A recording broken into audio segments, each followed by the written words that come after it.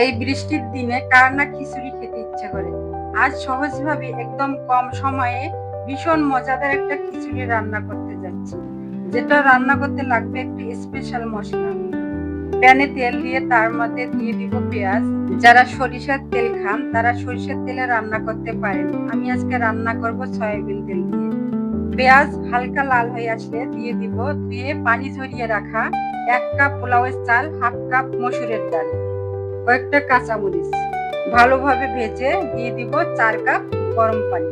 আর রাঁধুনির এই special ready mix খিচুড়ির মশলা, এখানে আর কোনো কিছুই দিতে হবে না।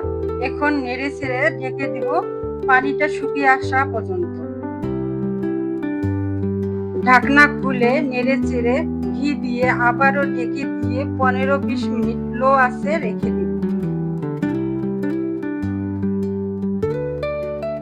আমার রান্না শেষ। সবার কেমন লেগেছে এই খিচুড়ি রান্নাটা সবাই একটু কমেন্ট করে জানাবেন। দেখা হবে পরবর্তী অন্য কোনো ভিডিওতে। আজ এ পর্যন্তই, সবাই ভালো থাকবেন। আল্লাহ হাফেজ।